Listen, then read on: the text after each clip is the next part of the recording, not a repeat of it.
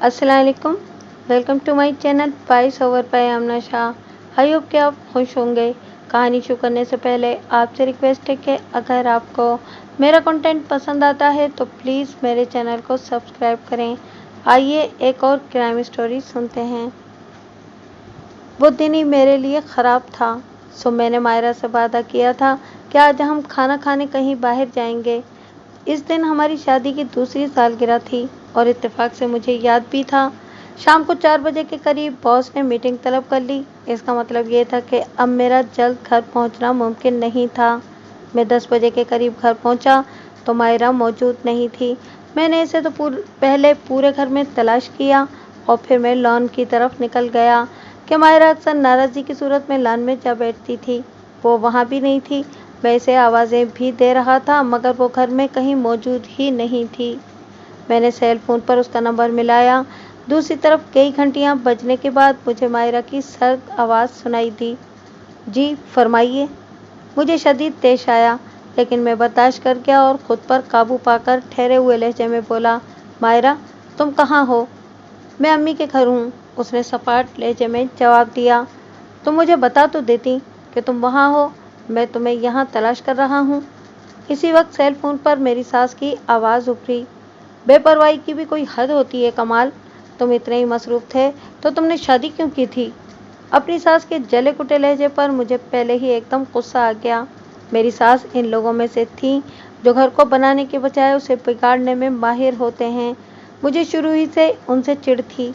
मैंने तल्ख लहजे में कहा, आप फ़ोन मायरा को दें। मायरा तुमसे बात नहीं करना चाहती। इनके इस जुमले ने गोया जलती पर तेल का काम किया और मैं भिन्ना कर बोला, ओके, फिर इसे हमेशा वहीं रखें। मैंने सिलसिला मुनक़ते कर दिया। मुझे शदीद भूख लग रही थी। आज ऑफिस में लंच भी नहीं किया था। फिर मीटिंग के चक्कर में मुझे चाय तक पीने की फुर्सत नहीं मिली थी। मैंने किचन का रुख किया लेकिन वहाँ खाने की कोई चीज़ नहीं थी। फ्रिज में डबल रोटी और अंडे मौजूद थे लेकिन मैं इस वक्त कुछ भी करने के मूड में नहीं था। मैंने गाड़ी निकाली और रवाना हो गया। पहले मैं डटकर खाना खाना चाहता था। अचानक बारिश शुरू हो गई। मतला तो सुबह से ही अब्र आलू था लेकिन ऐसी मूसलाधार बारिश की तवक्को नहीं थी। अचानक मेरे सेल फोन की घंटी बजी। मैंने स्क्रीन देखे बगैर सेल फोन उठाकर कान से लगा लिया। हेलो कामी, दूसरी तरफ से रूबी की आवाज़ आई। कहाँ हो? मैं इस वक्त ड्राइविंग कर रहा हूँ, मैंने जवाब दिया। अभी थोड़ी देर में कॉल बैक करता हूँ।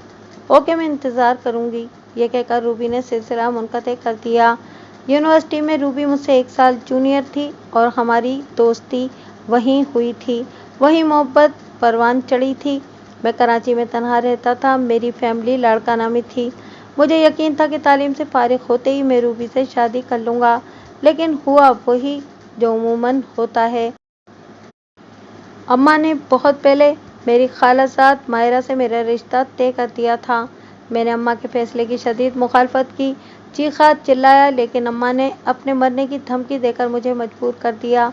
रूबी दिलबर्दाश्ता होकर अमेरिका चली गई। उसकी फैमिली अमेरिका में सेटल थी। बाबा ने मुझे ज़मीनें संभालने का मशवरा दिया लेकिन मुझे ज़मींदारी से कोई दिलचस्पी नहीं थी। मैंने गांव जाने से इनकार कर दिया और कराची की एक फर्म में मुलाजमत कर ली। मायरा के घर वाले कराची ही में रहते थे। मेरी शादी के 1 साल बाद रूबी अमेरिका से लौट आई। इसे देखकर मेरे दिल को धचका सा लगा। नर्म और नाजुक और दिलकश शख्सियत की मालिक रूबी बिल्कुल मुरझाकर रह गई थी। वो अब भी मुझसे मोहब्बत करती थी और उसने अब तक शादी भी नहीं की थी। मायरा भी हमारी मोहब्बत से वाकिफ़ थी। वो बात बात पर मुझ पर शक करती थी। उसका ख्याल ये था कि मैं इससे बेवफाई कर रहा हूँ। मैंने बारहा उसे यकीन दिलाया था कि अब रूबी सिर्फ मेरी दोस्त है, इसके अलावा मेरा उससे कोई ताल्लुक़ नहीं है। लेकिन मायरा ने मेरी ज़िंदगी अजीरन कर दी थी।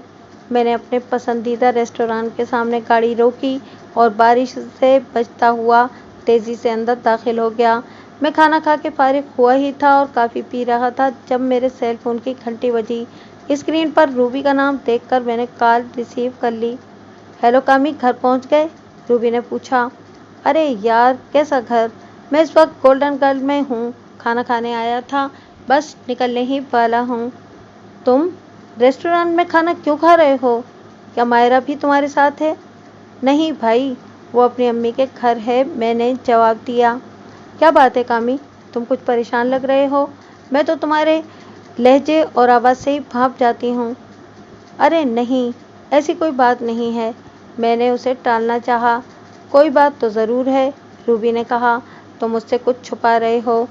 मैंने कहा ना, कोई ख़ास बात नहीं है, बस मायरा से झगड़ा हो गया है। इसके इस्तफसार पर मैंने उसे बता दिया कि कशीदगी की वजह क्या है, वरना वो मेरी जान नहीं छोड़ती। ज़्यादा टेंशन मत लो, रूबी ने कहा। घर जाओ और सुकून से सो जाओ। मैं अभी आ जाती, लेकिन इस वक्त मेरा आना मुनासिब नहीं होगा। नहीं, तुम ज़हमत मत करो, इस वक्त यूँ भी शदीद बारिश हो रही है। खुदा हाफिज़। मैंने सिलसिला मुनक़ते कर दिया। कॉफ़ी पीने के बाद मैं काफ़ी देर तक बारिश को देखता रहा। रेस्टोरेंट की दीवार शीशे की थी। शीशे पर बारिश के कतरे बिखर रहे थे और मेरे दिल में ठंडक सी पड़ रही थी। मैं 1 बजे के करीब रेस्टोरेंट से बाहर निकला। बारिश का ज़ोर अभी तक टूटा नहीं था। अपनी गाड़ी तक पहुँचते पहुँचते मेरे कपड़े भीग गए। सड़कों पर पानी खड़ा हो गया था और हर तरफ जल थल का समा था। कराची में बारिश रहमत के बजाय ज़हमत हो जाती है। सड़कों पर इतना पानी खड़ा हो जाता है कि सड़क नज़र ही नहीं आती है, बस अंदाजे से ड्राइविंग करनी पड़ती है। सड़क के किनारे कई गाड़ियां खड़ी थीं और इनके मालकान बेबसी की तस्वीर बने खड़े थे। मैं बहुत मोहतात अंदाज में ड्राइविंग कर रहा था। अचानक मेरे सेल फोन की घंटी फिर बजने लगी। मैंने सेल फोन के स्क्रीन पर नज़र डाली। मायरा कॉल कर रही थी। मैंने सेल फोन पैसेंजर सीट पर उछाल दिया। घंटी बज कर ख़त्म हो गई। 2 मिनट बाद फिर घंटी बजी। मैंने फिर स्क्रीन पर नज़र डाली। मायरा का नाम स्क्रीन पर नज़र आया तो मैंने फिर कॉल रिसीव नहीं की। कुछ वक्फे के बाद फिर घंटी बजी। मैं बुरी तरह झुंझुला गया। वो कॉल मायरा ही की थी। मैंने कॉल रिसीव करके सेल फोन कान से लगा लिया और दुरुस्त लहजे में बोला, हेलो। तो मेरी कॉल रिसीव क्यों नहीं कर रहे थे? तुम्हारी अम्मी ने तो फरमाया था कि मायरा बात नहीं करना चाहती। फिर? कमाल, मेरी अम्मी तुम्हारी भी कुछ लगती हैं। मैं इस वक्त रिश्तों पर बहस करने के मूड में नहीं हूँ। और तुमने इस वक्त फ़ोन क्यों किया है? तुम इस वक्त घर में तो नहीं हो? हाँ, मैं घर से बाहर हूँ, खाना खाने निकला था। क्यों, जीनत ने खाना नहीं बनाया? जीनत हमारी मुलाजमा थी। नहीं, सरवन ने सुबह मुझसे छुट्टी ले ली थी। मैंने सर्द लहजे में कहा। वो जीनत को लेकर हैदराबाद गया है और इन दोनों ने मुझे बताने की ज़रूरत भी नहीं समझी। मायरा भिनाकर बोली, तुम इनके जाने से पहले ही निकल गई होगी। मैंने तल्ख लहजे में कहा, उन दोनों से तो मैं बाद में निपट ही लूँगी। मायरा ने चीखती हुई आवाज़ में कहा, ये बताओ, इस वक्त तुम्हारे साथ कौन है? इस वक्त रात के 2 बज रहे हैं। मैंने झुंझुला कर कहा, कौन हो सकता है मेरे साथ? मुझसे झूठ मत बोलो कमाल। मायरा फिर चीखी, मैं जानती हूँ इस वक्त वो चुड़ैल भी तुम्हारे साथ ही होगी। तुम्हारे आसाब पर वो चुड़ैल सवार है। मैंने कहा, इस वहम का तो मेरे पास कोई इलाज ही नहीं है। तुम झूठ बोल रहे हो, मायरा चीख कर बोली। अपना लहजा दुरुस्त करो, मैं इस लहजे का आदी नहीं हूँ, समझी? और मेरी तरफ से फाड़ में जाओ। तुम खुद को समझते क्या हो, घटिया आदमी? मायरा हलक फाड़ कर धाड़ी थी। मैंने सिलसिला मुनक़ते कर दिया और मोबाइल पैसेंजर सीट की तरफ उछाला ही था कि सामने से मेरे चेहरे पर किसी गाड़ी के हेडलैम्प्स की रोशनी पड़ी। कोई गाड़ी बहुत तेज़ी से मेरी तरफ आ रही थी। मैं हवास बागता हो गया। या तो गाड़ी का ड्राइवर नशे में था या फिर गाड़ी उसके काबू से बाहर हो गई थी। मुझे मज़ीद कुछ सोचने का मौका ही नहीं मिला। मैंने गैर शऊरी तौर पर ब्रेक दबा दिया था। फिर ज़ोरदार धमाका हुआ और सब कुछ गड़बड़ हो गया। मुझे दोबारा होश आया तो कुछ समझ में नहीं आया कि मैं कहाँ हूँ। बस मुझे वो धमाका याद था। शायद मैं मर गया था, लेकिन चंद मिनट बाद एहसास हुआ कि मैं ज़िंदा हूँ। मैंने उठने की कोशिश की, लेकिन कामयाब ना हो सका। जब हवास मज़ीद बहाल हुए तो मुझ पर यह होलनाक इंकशाफ हुआ कि मेरे जिस्म का निचला हिस्सा किसी वज़नी चीज़ के नीचे दबा हुआ है। हैरत अंगेज़ बात यह थी कि मैं अपने पैरों को हरकत दे सकता था, लेकिन वज़न की वजह से उठने में कामयाब नहीं हो रहा था। मेरे इर्द गिर्द बारिश का पानी भरा हुआ था। बारिश का ज़ोर थम चुका था, लेकिन हल्की हल्की बूंदाबांदी अब भी हो रही थी। मेरे नज़दीक से इक्का दुक्का गाड़ियाँ गुजर रही थीं। अचानक मैं पूरी कुव्वत से चीखा, हेल्प, हेल्प, मुझे बचाओ। मुझे इस सन्नाटे में अपनी ही आवाज़ की बाज़गश्त सुनाई दी, या फिर पानी बहने की मखसूस आवाज़ सुनाई दे रही थी। मुझे शदीद नकाहत महसूस हो रही थी। शायद हादसे के बायस मेरा खून बह रहा था। अचानक मुझे किसी गाड़ी के इंजन की आवाज़ सुनाई दी। मैंने मदद के लिए चीखना चाहा, लेकिन हलक से आवाज़ ही नहीं निकल सकी।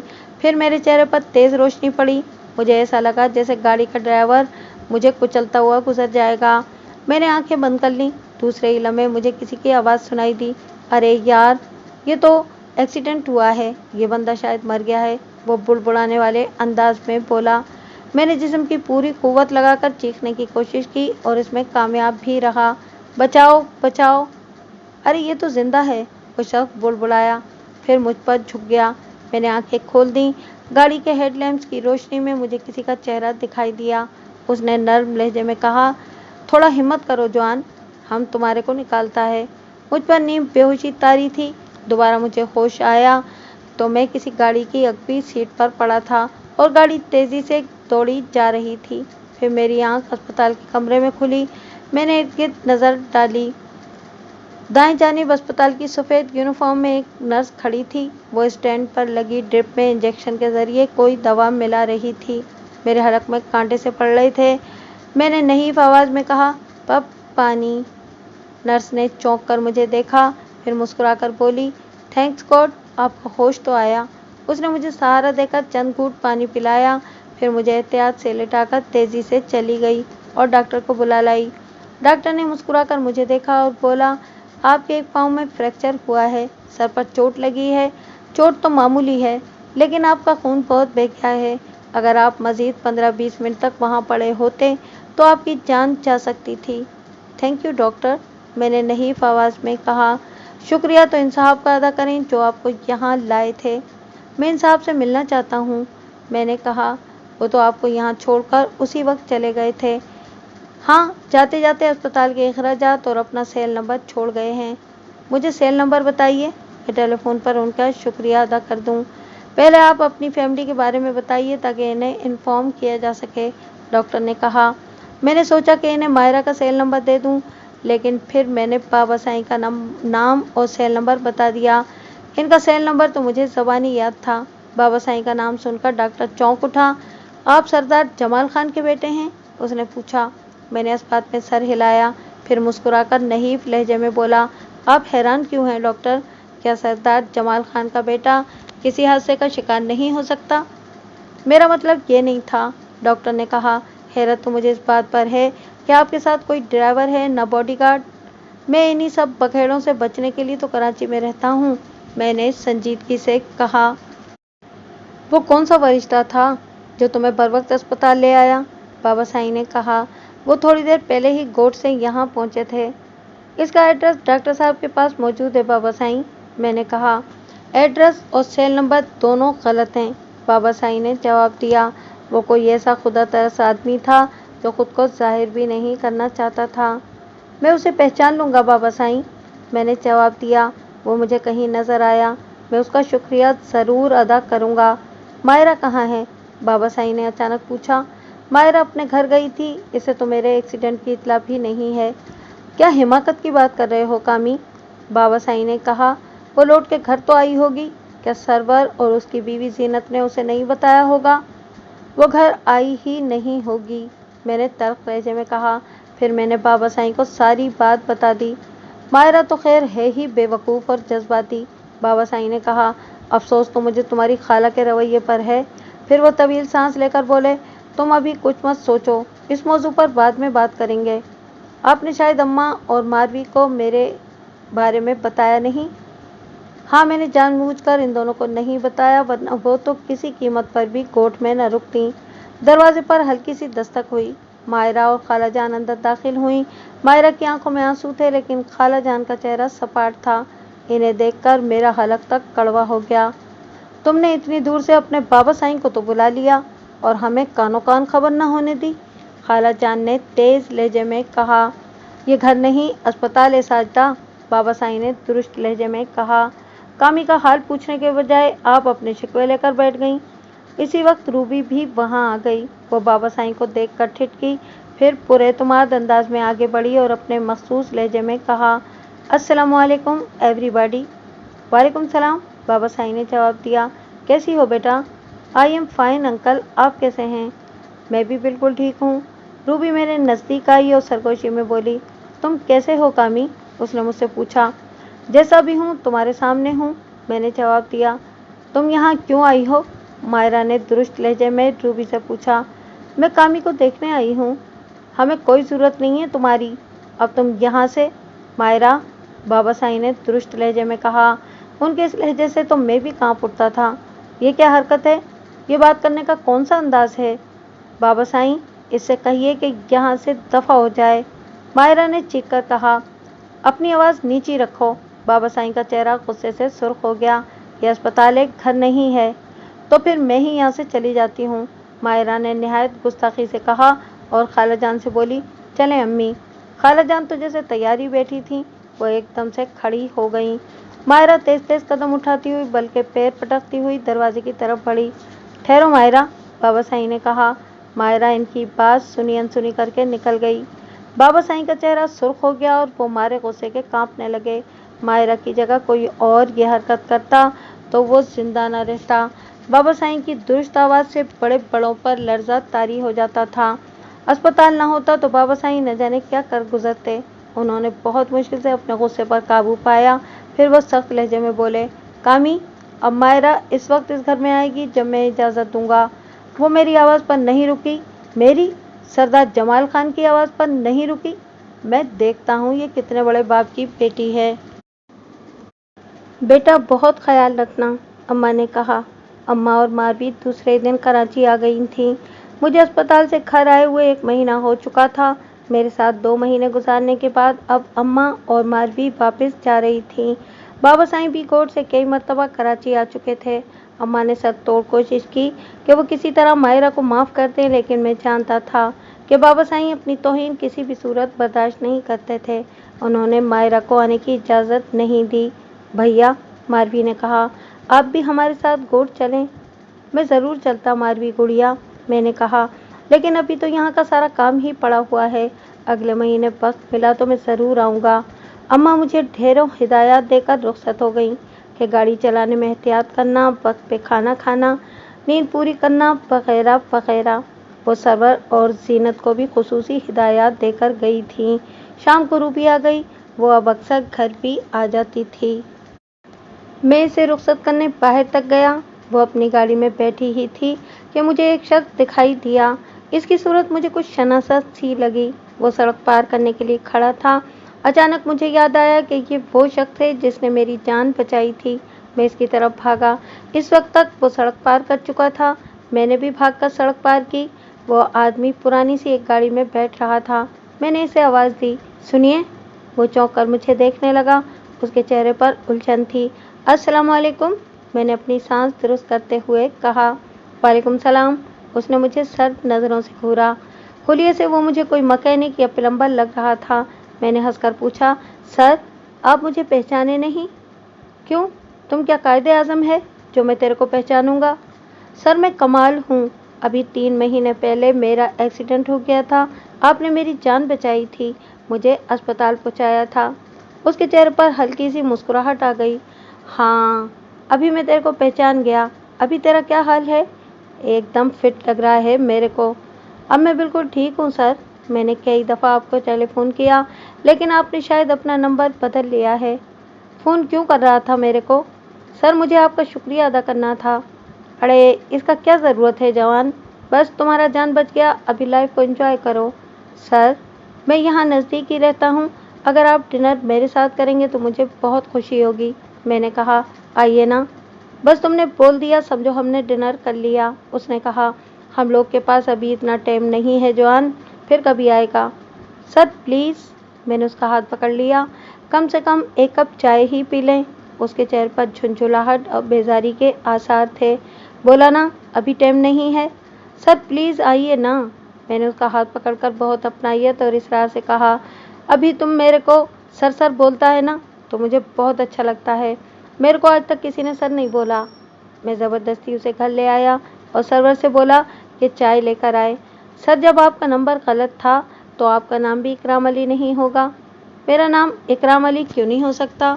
उसने कहा। हो सकता है, लेकिन है नहीं। उसके करक चेहरे पर मुस्कुराहट नमूदार हुई। मेरा नाम दिलावर खान है। मैंने जानबूझकर अपना नाम गलत लिखवाया। ये नहीं समझना कि मैं बहुत शरीफ आदमी हूँ और छुपकर दूसरों का हेल्प करता हूँ। मैंने तो इसलिए अपना नाम गलत लिखवाया था कि बाद में पुलिस का कोई लफड़ा नहीं होवे। इस दौरान मैं सरबत, चाय और बिस्किट वगैरह की ट्राली ले आया। उसने जल्दी जल्दी चाय पीना शुरू कर दी। ऐसा लग रहा था जैसे वो बहुत जल्दी में हो। दिलावर साहब, मैंने कहा, ये बिस्किट भी लेना। हाँ, उसने कहा और एक बिस्किट भी उठा लिया। मैंने इससे कहा, दिलावर भाई, मैं आपका एक बार फिर शुक्रिया अदा करता हूँ कि आपने मेरी जान बचाई, वरना। बस, उसने हाथ उठाकर कहा, अभी ये शुक्रिया मुकरिया बस करो। दिलावर साहब, मैंने कहा, अगर आपको मेरी ज़रूरत पड़े तो मुझे आपके काम आकर बहुत खुशी होगी। दिलावर चाय पीकर खड़ा हो गया और बोला, तो तू मेरे काम आएगा? तू? आप आजमा कर देख लीजिएगा। मैंने कहा, मैं आपको मायूस नहीं करूँगा। अच्छा, उसने तस्दीक आमेज़ लहजे में कहा, चल ठीक है, अब हम जाऊँ? जी, मैंने कहा, लेकिन अपना वादा याद रखिएगा, अभी आपको मेरे साथ डिनर भी करना है। उसके करक चेहरे पर मुस्कुराहट नमूदार हुई और वो मेरा सर सहलाकर चला गया। ये इससे अगले दिन की बात है। मैं खाना खाकर टीवी देख रहा था। अचानक इतलाई घंटी बजी और बजती ही चली गई। ऐसा लग रहा था जैसे कोई घंटी पर उंगली रखने के बाद भूल गया है। मुझे ऐसे जाहिल किस्म के लोगों से चिढ़ है। इससे पहले कि सर्वर गेट तक जाता, मैं खुद ही भिन्ना कर गेट खोलने चल दिया। मैंने सोचा था कि आने वाले को बेनुकत सुनाऊंगा।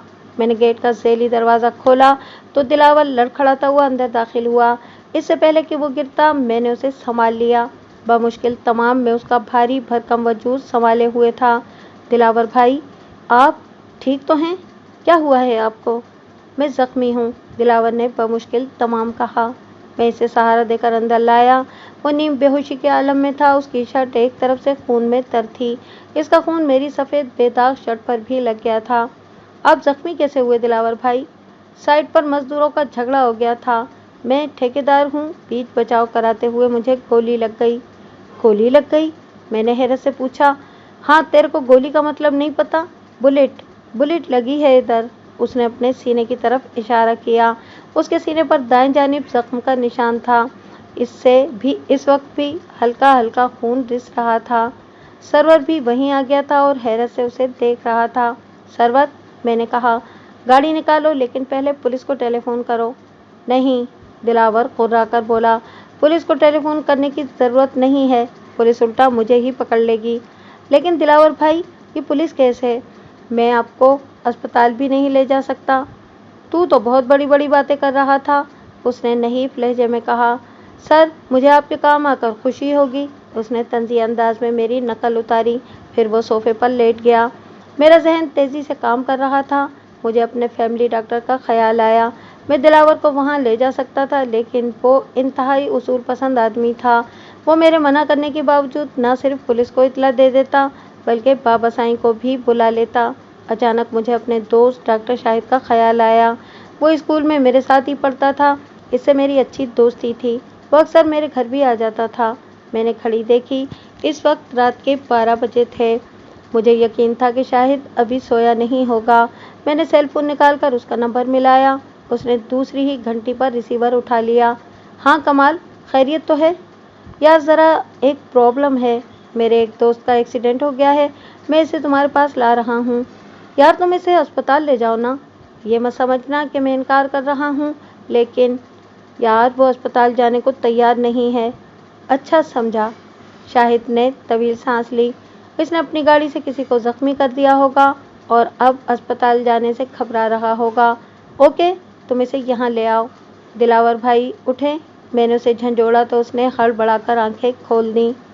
कमाल, तुमने मुझसे झूठ क्यों बोला? शाहिद ने कहा। इसने अभी अभी दिलावर का मुआयना किया था कि वो रोड एक्सीडेंट में ज़ख्मी हुआ है। इसे तो गोली लगी है और ये पुलिस केस है, इसीलिए तो तुम्हारे पास लाया हूँ। ये है कौन? तुम्हारे गांव का कोई आदमी है? नहीं यार, ये वही है जिसने मेरी जान बचाई थी, मुझे अस्पताल पहुँचाया था। शाहिद ने तवील सांस ली और बोला, एक बात अच्छी तरह समझ लो कमाल, गोली अभी इसके जिस्म में है। मैं निकाल दूंगा, इसका खून बहुत ज़ाया हो गया है। अगर ये मर गया तो मेरी कोई जिम्मेदारी नहीं होगी। ठीक है, तुम गोली तो निकालो, मैंने कहा। मैं तुम्हें इसका ब्लड सैंपल दे रहा हूँ, तुम क्रॉस मैच करवा के इसके लिए ब्लड का बंदोबस्त करवा दो। उसने दिलावर का ब्लड सैंपल मुझे दिया और बोला, अभी फ़ौरन ब्लड ले आओ। मैं ब्लड बैंक टेलीफोन कर देता हूँ, वहाँ मेरे जानने वाले हैं। मैं जाने लगा तो वो बोला, ये शर्ट उतार दो, इस पर भी खून के धब्बे लगे हुए हैं। मैं पहले ब्लड ले आऊँ, मैंने कहा और बाहर की तरफ लपका। 2 बैग लाने के बाद मैं फिर शाहिद के घर की तरफ रवाना हो गया। इसके घर के ही एक पोर्शन में उसका क्लिनिक बना हुआ था।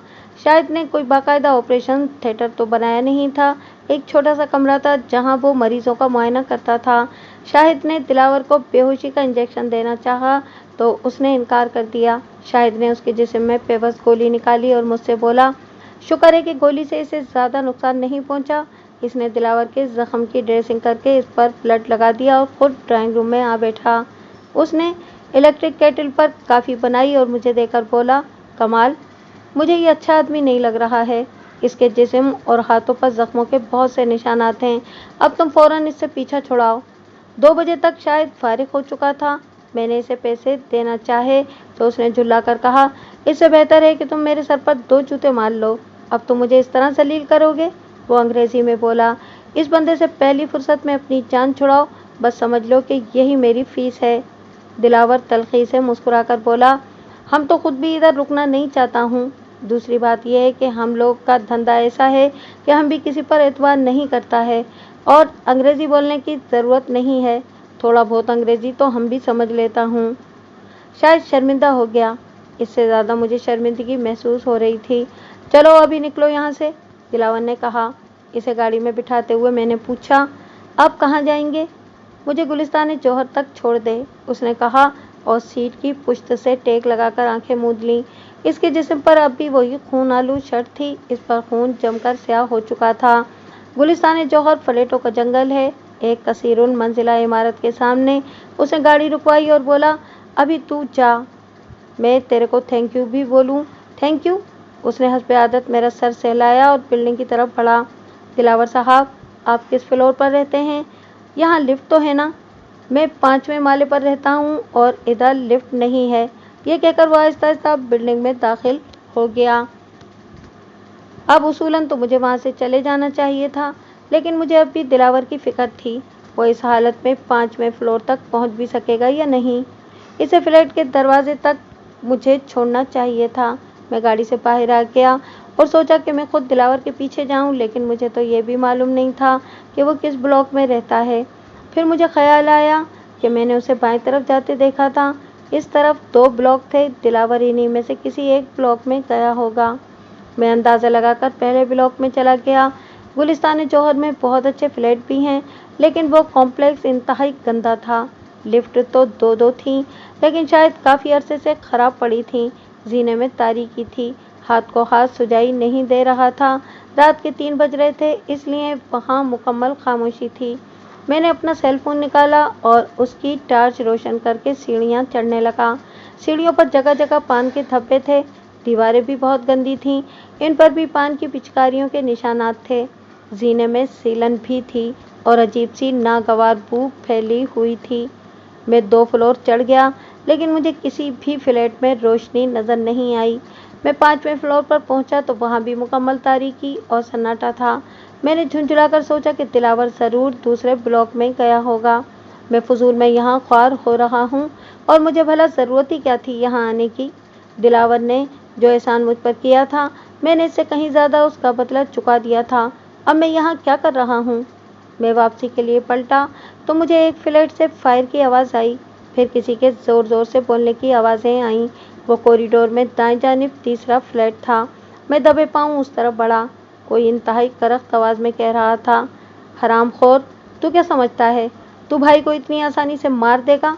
भाई को 2 गोलियां लगी हैं और वह अस्पताल में है। तुझे तो अस्पताल जाना भी नसीब नहीं होगा। तेरी लाश यहीं पड़ी सड़ती रहेगी। मुझे सिर्फ इतना बता दे कि तुझसे किसने कहा था कि तू भाई को गोली मार दे?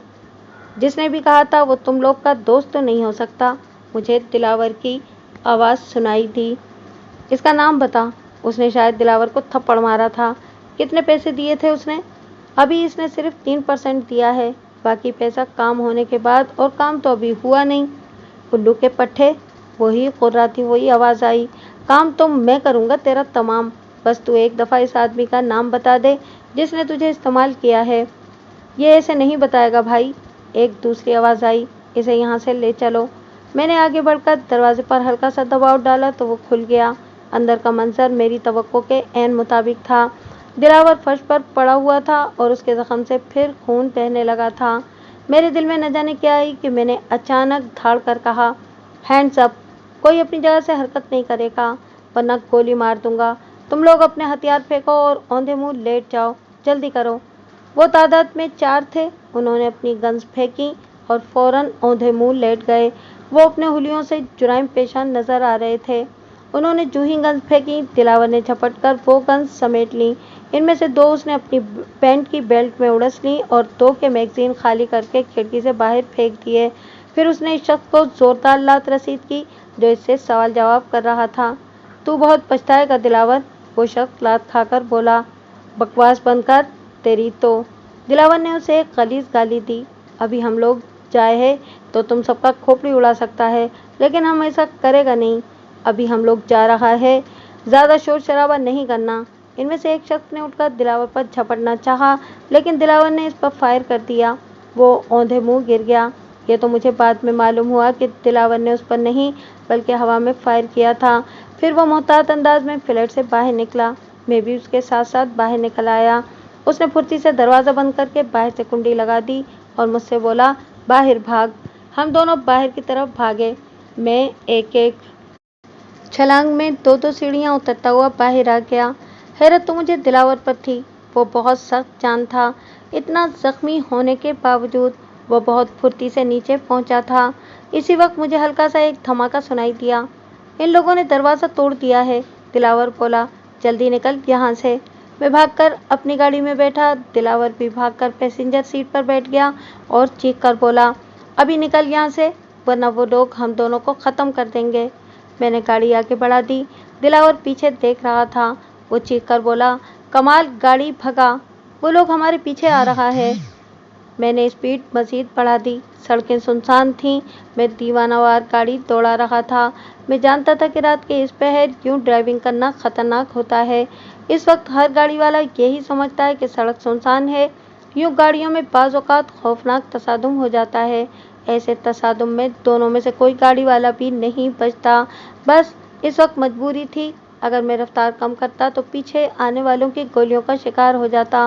वो कमबख्त अब मेरी गाड़ी पर फायरिंग भी कर रहे थे और इस मर्तबा फायरिंग की आवाज़ नहीं हो रही थी। गोली जब भी गाड़ी के किसी हिस्से से टकराती तो हल्की सी आवाज़ आती थी। अरे तुम क्या कर रहा है? क्या तुम्हें ड्राइविंग नहीं आती? गाड़ी को स्पीड दो, दिलावर कुर्राकर बोला। और कितनी स्पीड दूं? मैं झुंझुलाकर बोला। ये कोई सुपर हाईवे नहीं है, फिर भी मैं 100 और 110 की स्पीड से चल रहा हूँ। मैं ताक़ुब करने वालों को डॉज देने के चक्कर में था। एक जगह से गुजरते हुए मुझे एक ज़ेर तामीर बंगला नजर आया। इस पर अभी तक गेट नहीं लगा था। मैंने नताइज से बेपरवाह होकर गाड़ी इस तरफ दौड़ा दी और गेट से कुछ फासले पर बाउंड्री वाल के साथ खड़ा हो गया। 2 मिनट बाद मुझे दूसरी गाड़ी के इंजन की आवाज़ सुनाई दी। वो गाड़ी तेज़ रफ्तारी से गुजर गई। मैंने सुकून का सांस लिया। फिर दिलावर से बोला, आप मुझे जब तक सच सच नहीं बताएंगे मैं आपकी मदद कैसे करूँगा? तू चला गया था फिर पलट कर क्यों आया? मेरा ख्याल था कि आपको मेरी मदद की ज़रूरत है, मैंने जवाब दिया। वैसे आप ठेकेदार हैं ना, आप बीच बचाव कराते हुए ज़ख्मी हुए हैं। हाँ, मैं किराए का कातिल हूँ, टारगेट किलर, उसने तंजिया लहजे में कहा। तुम किराए के कातिल हो? मैंने पहली दफ़ा इसे तुम कहकर पुकारा। हाँ, मैं किराए का कातिल हूँ और पैसा लेकर किसी को भी कत्ल कर सकता हूँ।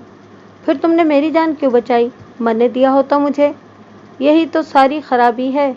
इस टाइम पता नहीं हम लोग का कौन सा कीड़े ने काटा था कि तेरी जान बचा लिया। तुम अंदर से बुरे आदमी नहीं हो दिलावर, मैंने कहा। बस अभी अपना ये लेक्चर बंद कर और मुझे किसी जगह छोड़ दे। तुम कहाँ जाओगे? मैंने पूछा। पता नहीं, उसने शाने उचकाकर कहा। मैंने गाड़ी स्टार्ट की और एक झटके से आगे बढ़ाई। अचानक जोरदार धमाका हुआ और गाड़ी रुक गई। शिट! मैं दरवाज़ा खोलकर नीचे उतरा। दिलावर गाड़ी ही में बैठा रहा। आगे ब्लॉक्स का एक ढेर था। झुंझुलाहट और जल्दबाजी में मुझे वो ढेर नजर नहीं आया और गाड़ी इससे टकरा गई। मैंने टार्च की रोशनी में गाड़ी का जायज़ा लिया।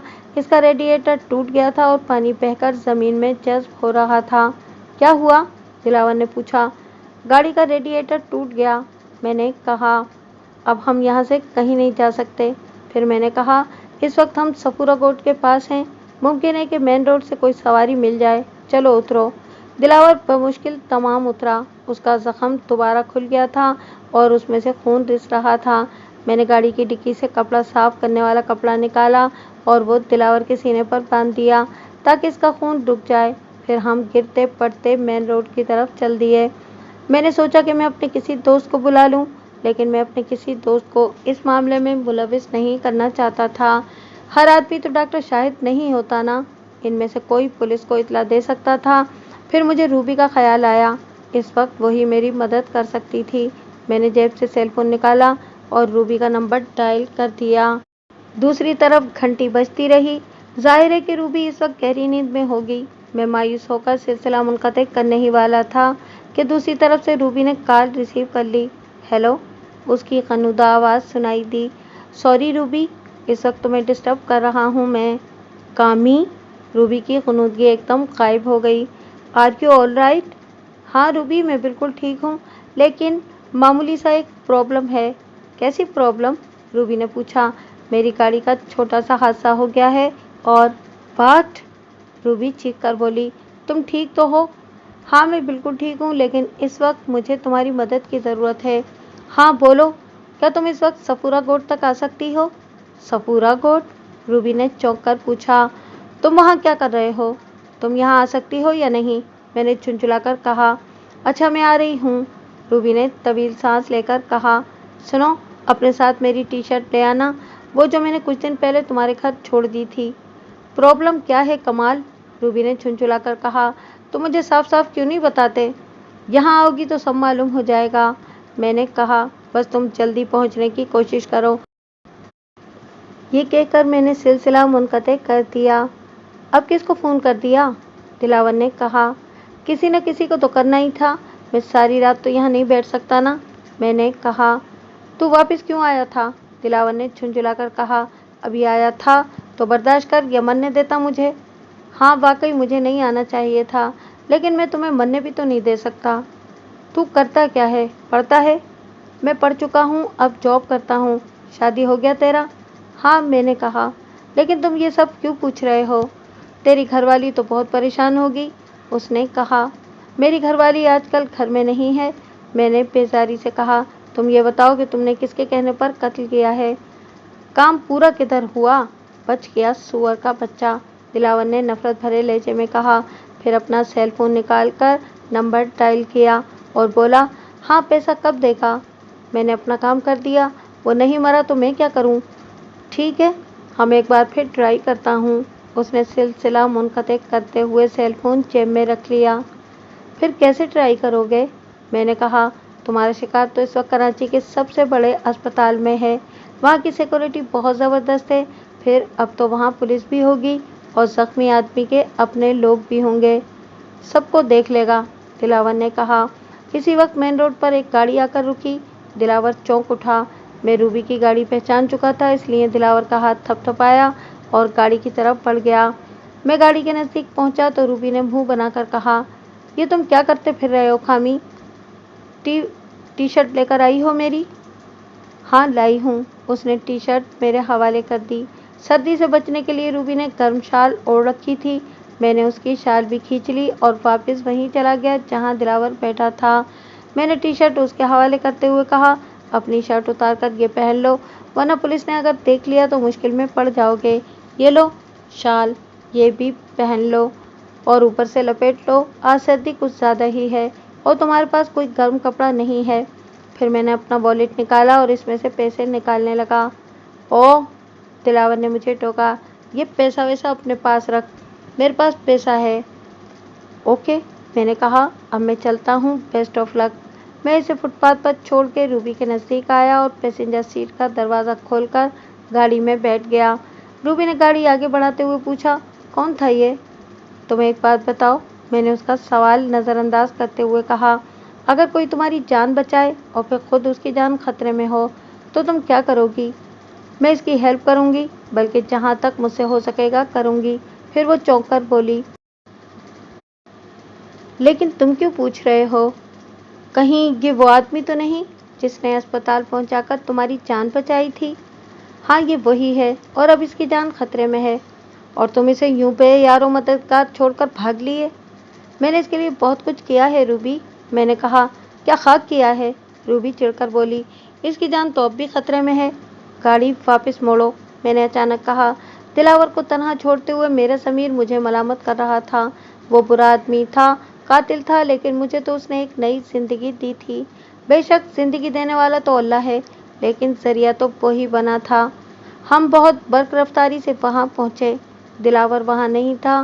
कुछ फासले पर मुझे कुछ इंसानी हैवले दिखाई दे रहे थे। ऐसा लग रहा था जैसे कई लोग आपस में गुत्थम गुत्था हों। मैंने दूरी से दिलावर को पहचान लिया। चंद आदमी उसे पकड़ने की कोशिश कर रहे थे, लेकिन वो इनके काबू में नहीं आ रहा था। गाड़ी वहीं ले चलो, मैंने चीख कर कहा। रूबी ने तेजी से गाड़ी आगे बढ़ाई और इन लोगों के सर पर जा पहुंची। मुझे महसूस हो गया कि वो लोग दिलावर को जिंदा पकड़ना चाह रहे हैं। गाड़ी देखते ही उन्होंने पे दर पे 3 फायर गाड़ी पर कर दिए। एक गोली बोनट से टकराई और बकिया 2 उचटती हुई छत पर लगी। गाड़ी रिवर्स करो, मैंने चीख कर कहा। वो लोग दिलावर को जिंदा पकड़ना चाहते थे, हमारी जिंदगी से इन्हें कोई दिलचस्पी नहीं थी। रूबी ने गाड़ी रिवर्स करने के बजाय इंतहाई तेज रफ्तारी से इन लोगों की तरफ बढ़ा दी।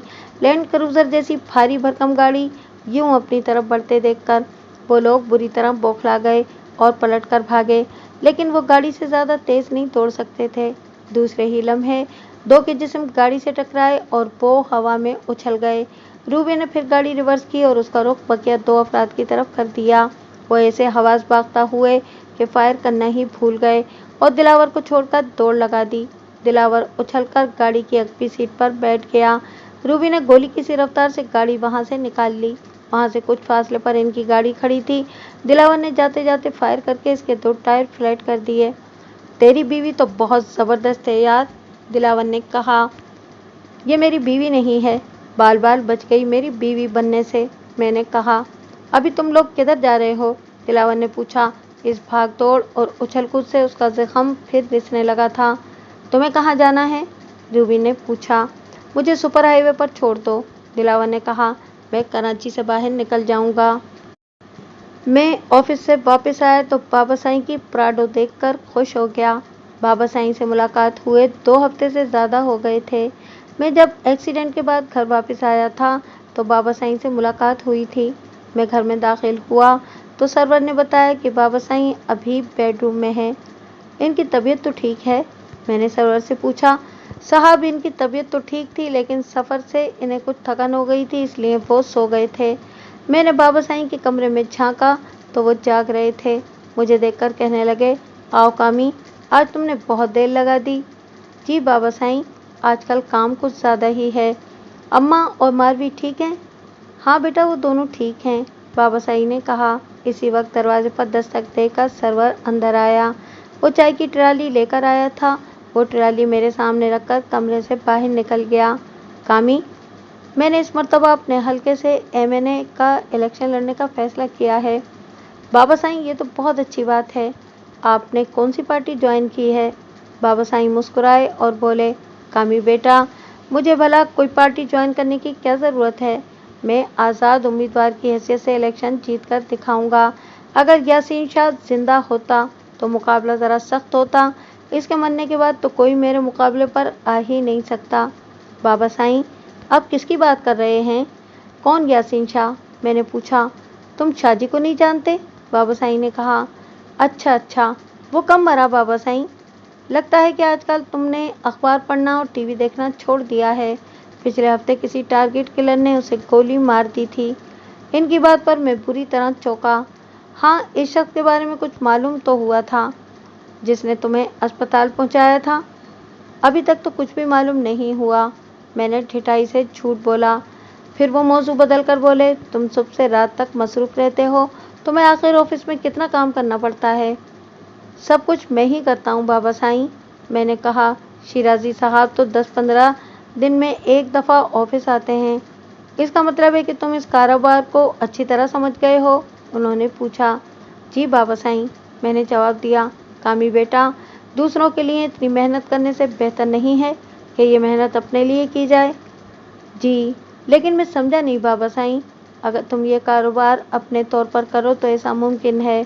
तुम जमींदारी और जागीरदारी नहीं करना चाहते तो अपना कारोबार ही इस्टेब्लिश कर लो। बाबा साईं की बात मुनासिब थी। मैंने कहा, इसके लिए बहुत सरमाया चाहिए बाबा साईं। तुम क्या समझते हो, मैं सरमाया नहीं लगा सकता? कामी बेटा, तुम कारोबार शुरू करो, मैं इसमें पैसा लगा दूंगा। ठीक है बाबा साईं, मैं शिराजी साहब से बात करूंगा। हाँ, वो मायरा को जाकर ले आना। मैंने बाबा साईं की तरफ देखा और फिर बोला, बाबा साईं, इसने आपसे गुस्ताखी की है, मैं इसे नहीं लाऊंगा। इस दिन के बाद तो उसने एक बार भी मुझे टेलीफोन तक नहीं किया और आप कह रहे हैं कि मैं इसे लेकर आ जाऊं।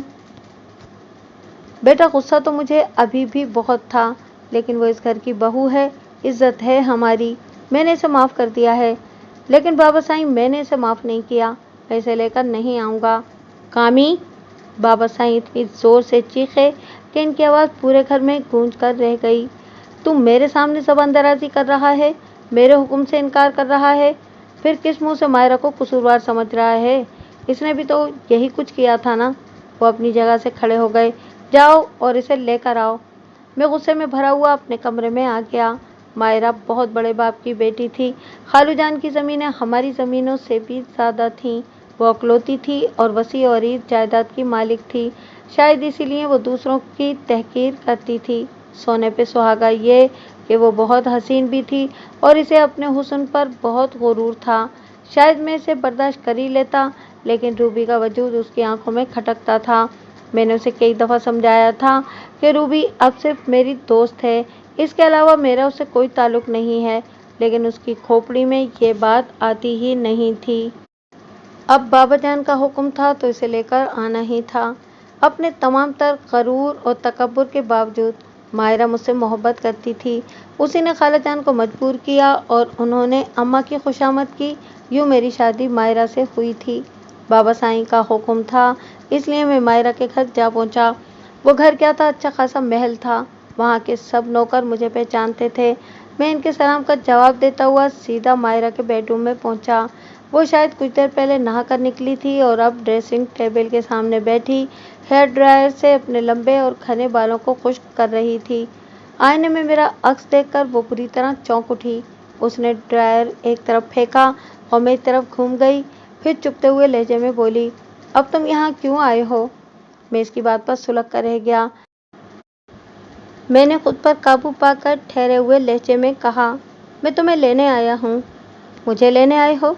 उसने तंजिया लहजे में कहा, तुम्हारे बाप ने तो वहाँ मेरा दाखिला बंद करा दिया है और तुम? मायरा, मैंने तुरुष्ट लहजे में कहा, बाबा साईं ही ने मुझसे कहा है कि मायरा को लेकर आओ। मैं नहीं जाऊंगी, मायरा ने उखड़ लहजे में कहा। तुम्हारा बाप अगर जागीरदार है तो गिरी पड़ी मैं भी नहीं हूँ।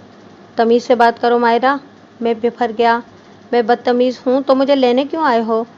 मैंने कह दिया कि मैं नहीं जाऊंगी तो फिर नहीं जाऊंगी। तो फिर हमेशा यहाँ बैठी रहो, मैंने बिफर कर कहा और कमरे से बाहर निकल गया। बाबा साईं शायद मेरे इंतज़ार में बरामदे में टहल रहे थे। मुझे देखकर बोले, क्या हुआ कामी, मायरा कहाँ है? उसने आने से इनकार कर दिया।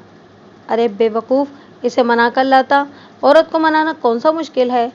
बाबा साईं, वो आपका जिक्र भी बहुत हकारत से कर रही थी। मैं इसे नहीं लाऊंगा, तलाक दे दूंगा उसे। बाबा साईं ने मेरे मुंह पर जोरदार थप्पड़ रसीद कर दिया। मेरे रुखसार सुलगने लगे। उन्होंने ज़िंदगी में पहली दफ़ा मुझ पर हाथ उठाया था। वो गुस्से से कांपते हुए बोले, तलाक का लफ्ज़ हमारे ख़ानदान में गाली है, आइंदा ये लफ्ज़ ज़बान पर मत लाना। फिर वो आहिस्ता से बोले, बेटा, तुम और मायरा दोनों जज्बाती हो, मैं खुद तुझे वहाँ लेकर जाऊँगा। बाबा साईं, वो आपको भी बेइज्जत कर देगी और ये मुझसे बर्दाश्त नहीं होगा। कुछ नहीं होगा, मैं इसकी माँ के सामने इससे बात करूँगा। मैं बाबा जान को कैसे बताता कि सारे फसाद की जड़ तो खाला जान है। मायरा इन्हीं की शय पर यह सब कुछ कर रही थी। थोड़ी देर बाद बाबा साईं मायरा के घर जाने को तैयार हो गए। मेरा दिल तो नहीं चाह रहा था, लेकिन बाबा साईं के सामने मजबूर था। बाबा साईं की पराडो देखकर चौकीदार ने फौरन गेट खोल दिया। हम गाड़ी से उतरकर ड्राइंग रूम में जा बैठे। थोड़ी देर बाद खाला जान भी वहाँ आ गईं। मैंने ना चाहते हुए भी इन्हें सलाम किया। انہوں نے بہت سپاٹ اور سرد لہجے میں میرے سلام کا جواب دیا۔ پھر بابا سائیں سے بولی، کیسے آنا ہوا تھا؟ میں اپنی بہو کو لینے آیا ہوں، بابا سائیں نے کہا۔ وہ نہیں جائے گی، خالہ جان نے سخت لہجے میں کہا۔ بچوں جیسی باتیں مت کرو ساجدہ، بابا سائیں نے کہا، ذرا مائرہ کو تو یہاں بلاؤ۔ میں نے کہا نا کہ وہ اب نہیں جائے گی۔ پھر وہ مجھ سے بولی، کمال، بہتر ہے کہ تم اسے طلاق دے دو۔ ساجدہ، بابا سائیں نے بپھر کر کہا، یہ تم کیسی باتیں کر رہی ہو؟ ادا میں کورٹ میں جا کر خاندان کی عزت اچھالنا نہیں چاہتی، اس لیے تم اس وقت اپنے حواس میں نہیں ہو۔ میں تم سے پھر بات کروں گا، آپ 1 سال بعد بھی بات کریں گے تو میں یہی جواب دوں گی۔ اب آپ لوگ میری بیٹی کا پیچھا چھوڑ دیں۔ خالہ جان، میں… خاموش رہو کامی، بابا سائیں نے مجھے بولنے سے روک دیا اور غصے میں وہاں سے باہر نکل گئے۔ ہم گھر پہنچے تو ایک بری خبر میری منتظر تھی۔ میرے چاچو کو کچھ نامعلوم افراد نے گولیاں مار کے ہلاک کر دیا تھا۔ ہم فوراً ہی گوٹھ کے لیے روانہ ہو گئے۔ چاچو شاہزیب بابا سائیں سے تقریباً 16 سال چھوٹے تھے اور اعلیٰ تعلیم یافتہ تھے۔ میرے ایک ہی چچا تھے اور اب وہ بھی نہیں رہے تھے۔ بابا سائیں غم سے نڈھال تھے۔ انہوں نے چاچو کو بچوں کی طرح پالا تھا۔ چاچو کی موت کے بعد یہ حیرت انگیز انکشاف ہوا کہ انہوں نے اپنے حصے کی ساری جائیداد میرے نام کر دی تھی۔ وہ مجھ سے اتنی ہی محبت کرتے تھے، نہ جانے کیوں انہوں نے اب تک شادی نہیں کی تھی۔ اس موقع پر روبی بھی گوٹھ آ گئی تھی۔ ماروی کو تو اس سے بہت ہی محبت تھی اور اس کی اس سے بہت بنتی تھی۔ اماں البتہ اسے پسند نہیں کرتی تھیں۔ ان کا خیال تھا کہ روبی نے ان کی بھانجی کا حق مال لیا تھا۔ چاچو کی موت کے بعد میں پھر کراچی آ گیا۔ بابا سائیں گوٹھ میں تھے۔ اس صبح 6 بجے کے قریب ٹیلی فون کی کرخت گھنٹی سے میری آنکھ کھل گئی۔ دوسری طرف مائرہ کا ملازم تھا۔ اس نے روتے ہوئے بتایا کہ ادی مائرہ اور بڑی ادی کا ایکسیڈنٹ ہو گیا ہے۔ وہ دونوں گوٹھ سے واپس آ رہی تھیں کہ جام شوروں کے نزدیک ان کے ساتھ حادثہ ہو گیا۔ تم اس وقت کہاں ہو؟ میں نے پوچھا۔ سائیں، میں حیدرآباد کے لیاقت نیشنل میں ادی کے ساتھ ہی تھا۔ مائرہ اور خالہ جان کیسی ہیں؟ سائیں، اب وہ اس دنیا میں نہیں ہیں، ملازم نے روتے ہوئے کہا۔ اچھا، میں پہنچ رہا ہوں۔ میں نے ٹیلی فون رکھ کے بابا سائیں کو حادثے کی اطلاع دی اور خود اسی وقت حیدرآباد روانہ ہو گیا۔ حیدرآباد پہنچ کر مجھے معلوم ہوا کہ خالہ جان اور مائرہ تو موقع پر ہی ہلاک ہو گئی تھیں۔ اسپتال پہنچ کر ڈرائیور بھی مر گیا، صرف ان کا ملازم جان محمد زندہ بچا تھا۔ وہ بھی بری طرح زخمی تھا، لیکن اس کی حالت خطرے سے باہر تھی۔ تھوڑی دیر بعد اماں اور بابا سائیں بھی پہنچ گئے۔ اماں تو غم سے نڈھال تھیں، بابا سائیں بھی غمزدہ تھے۔ ہم خالہ جان اور مائرہ کو لے کر گاؤں آ گئے۔ ان کی تدفین کے 4 دن بعد میں کراچی آ گیا۔ اب قانون کی روح سے مائرہ کی تمام زمین و جائیداد مجھے مل گئی، کیونکہ میں ہی اس کا قانونی وارث تھا۔ میری سمجھ میں نہیں آ رہا تھا کہ میں اتنی دولت کا کروں گا کیا۔ سینکڑوں ایکڑ زرعی اراضی تو بابا سائیں کی بھی تھی، پھر اتنی ہی چاچو کی تھی جو اب میرے نام ہو چکی تھی۔ اس سے زیادہ زمینیں اور جائیداد خالہ جان کی تھی، جن کی وارث مائرہ تھی، اور اب وہ جائیداد بھی مجھے مل چکی تھی۔ دولت لیکن اب میرے لیے بے معنی ہو چکی تھی۔ چاچو کی موت کے بعد تو میں نے جاب بھی چھوڑ دی تھی اور لوگوں کی فلاح و بہبود کے لیے میں نے ایک NGO بنا لی تھی۔ اس رفاہی کام میں روبی بھی میرے ساتھ تھی۔ میں نے اسے شادی کرنے کا فیصلہ کر لیا تھا۔ میں نے اماں کو ٹیلی فون پر اطلاع دینے کے بجائے خود گوٹھ جانا مناسب سمجھا۔ وہاں پہنچ کر مجھے معلوم ہوا کہ بابا سائیں نے ماروی کی شادی طے کر دی ہے اور اگلے مہینے اس کی شادی ہے۔ یہ بھی ایک طرح سے اچھا ہی ہوا۔ اماں کو ماروی کی بہت فکر تھی۔ میں نے اماں کو بتایا کہ میں روبی سے شادی کر رہا ہوں۔ ہاں بیٹا، اماں نے کہا، تو خاموشی سے شادی کر لے، اپنے بابا سائیں کو بعد میں بتانا۔ کیوں اماں؟ میں نے حیرت سے پوچھا۔ بیٹا، تیرے بابا سائیں تیری شادی اپنے ایک ماموزاد ابراہیم کی بیٹی سے کرنا چاہتے ہیں۔ کیوں اماں؟ میں نے چونک کر پوچھا۔ کیا کوئی خاص بات ہے اس میں؟ اس میں خاص بات صرف یہ ہے کہ وہ بہت بڑے باپ کی بیٹی ہے، اماں نے تلخ لہجے میں کہا۔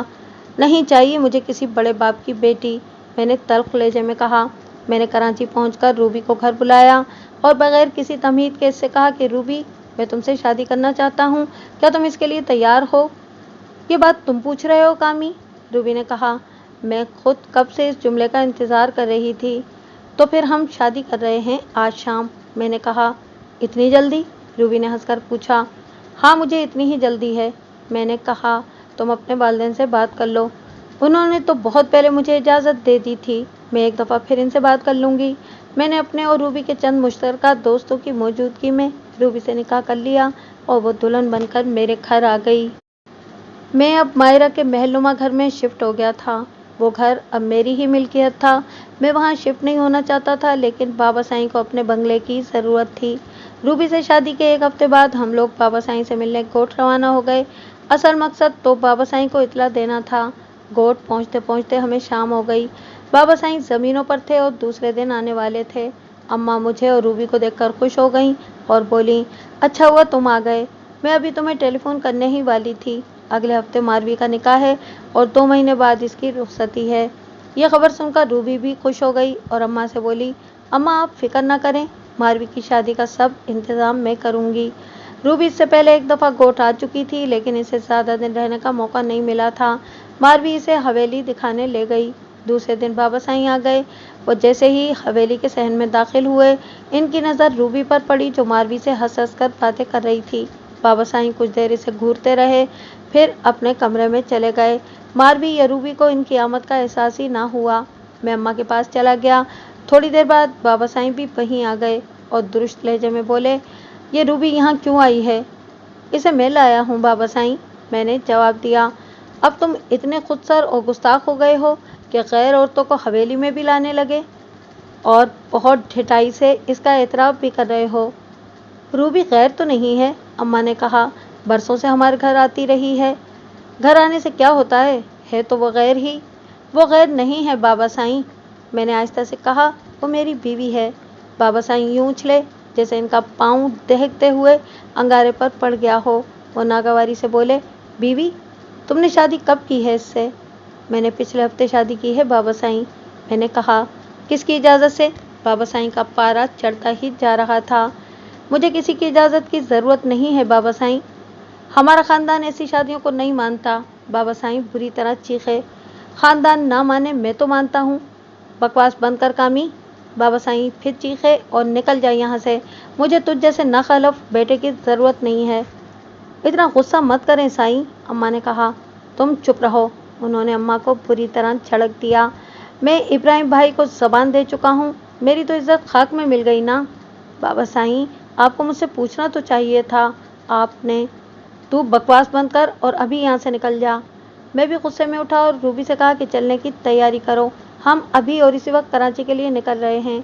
रूबी ने जल्दी जल्दी मेरा और अपना सामान पैक किया और हम लोग उसी वक्त घर से बाहर निकल गए। मैं गाड़ी में बैठ रहा था तो बाबा साईं का एक गार्ड मेरे पास आया और बोला, साईं आप इस रास्ते से मत जाइएगा जिससे हमेशा जाते हैं। क्यों? मैंने चौंक कर इसे देखा। साईं इस रास्ते पर खतरा है, गार्ड ने आहिस्ते से कहा। कैसा खतरा? मैंने पूछा। साईं वली मोहम्मद इधर आ रहा है। फिर वो इसे सुनाने को बोला, साईं हवा पानी आयल मैंने सब कुछ चेक कर लिया है। मैंने जेब से कुछ नोट निकाले और गार्ड को दे दिए। फिर मैंने कुछ नोट वली मोहम्मद को भी दिए और रवाना हो गया।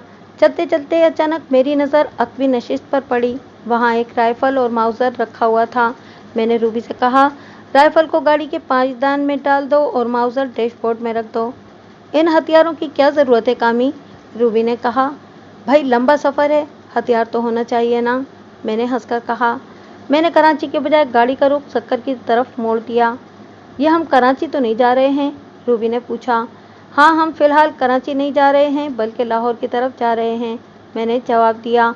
वहाँ मुझे कुछ काम है।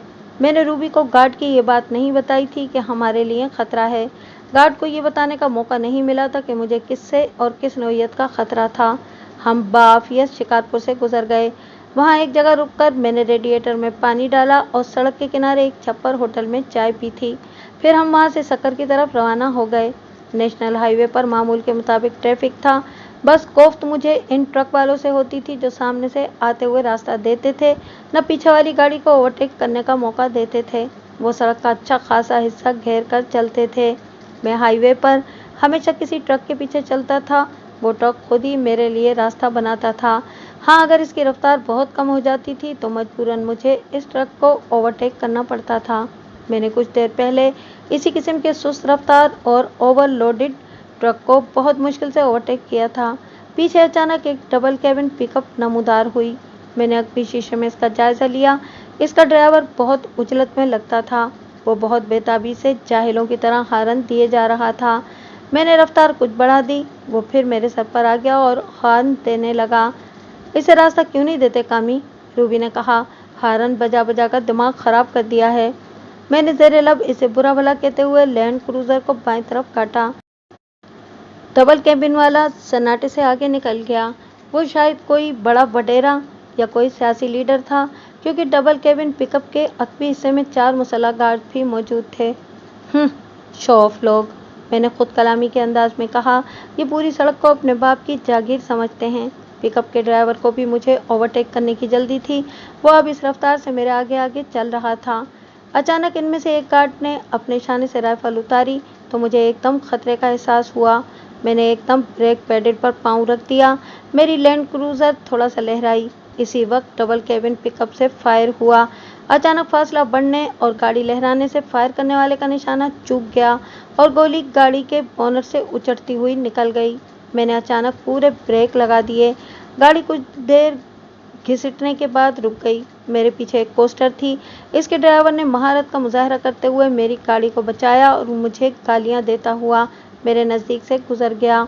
अब डबल केबिन पिकअप और मेरी गाड़ी के दरमियान वो कोस्टर थी। ये सब चंद सेकंड में हो गया। मैंने तेज़ी से पीछे हाथ डालकर राइफल उठाई और डैशबोर्ड से माउजर निकालकर गाड़ी से बाहर कूद गया। मैंने रूबी को भी गाड़ी से जंप लगाने का इशारा कर दिया था। वो मेरे मुकाबले में निस्बतन महफूज थी, क्योंकि दाई जानिब कूदी थी वो। इस तरफ घनी और खासी बुलंद खुदरो झाड़ियाँ थीं। वो खतरा महसूस करके बहुत तेज़ी से इन झाड़ियों में घुस गई। मैं ये सब कुछ अपनी गाड़ी के नीचे से देख रहा था। फिर मैं भी तेज़ी से गाड़ी की पुश्त पर गया और खुदरो झाड़ियों में घुस गया। रूबी मुझसे कुछ फासले पर सहमी हुई बैठी थी। मुझे झाड़ियों की ओर से डबल केबिन पिकअप भी दिखाई दे रही थी। वो भी रुक चुकी थी और इसमें सवार मुसल्लह अफराद नीचे उतरकर मोहतात अंदाज में हमारी गाड़ी की तरफ बढ़ रहे थे। मैंने राइफल उठाकर सबसे आगे वाले शख्स का निशाना लिया और फायर कर दिया। धमाके के साथ ही एक कर्कनाक चीख गूंजी और वो शख्स ढेर हो गया। बाकी 2 आदमी एकदम जमीन पर गिर गए, लेकिन वो बेवकूफ़ अब भी मेरे निशाने की जद में थे। मैं सड़क से कुछ नशेब में था। मैंने दूसरे आदमी का निशाना लिया और फायर कर दिया। फिजा में फिर एक दफ़ा कर्कनाक चीख गूंज कर रह गई। इसी वक्त फिजा में सायरन की आवाज़ गूंजी तो वो लोग अपने जख्मी साथियों को उठाकर गाड़ी की तरफ भागे और चश्मे ज़दन में वहाँ से फरार हो गए। इनके फरार के बाद मैं भी अपनी गाड़ी की तरफ बढ़ा। सायरन की आवाज़ अब बहुत तेज़ हो गई थी। मैं गाड़ी में बैठा ही था कि पुलिस की एक पेट्रोल कार मेरे नज़दीक आई। पैसेंजर सीट पर बैठे हुए सब इंस्पेक्टर ने गर्दन बाहर निकालकर पूछा, सब खैरियत तो है सर? मैंने अभी फायरिंग की आवाज़ सुनी थी। हाँ, एक डबल केबिन पिकअप से मुझ पर फायरिंग की गई थी। आप ज़रा गाड़ी से नीचे आएंगे? सब इंस्पेक्टर ने कहा। मैं तो गाड़ी से नीचे आ जाऊंगा, लेकिन आपको फौरी तौर पर इस डबल केबिन पिकअप का पीछा करना चाहिए। वो लोग अभी ज़्यादा दूर नहीं गए होंगे। आप हमें मत सिखाएं कि हमें क्या करना है, सब इंस्पेक्टर ने तंजिया लहजे में कहा। मैं झुंझुला कर नीचे उतर आया। आप कहाँ से आ रहे हैं? इंस्पेक्टर ने सर से पाँव तक मेरा जायज़ा लेने के बाद पूछा। मैं लाड़काना से आ रहा हूँ, मैंने झुंझुला कर जवाब दिया। आप लाड़काना में रहते हैं? सब इंस्पेक्टर ने यूँ पूछा जैसे लाड़काना में रहना जुर्म हो। हाँ, मैं लाड़काना में रहता हूँ। मेरा नाम कमाल खान है और बल्दियत सरदार जमाल खान, मैंने झुंझुला कर कहा। और कुछ पूछना हो तो वो भी पूछ लें।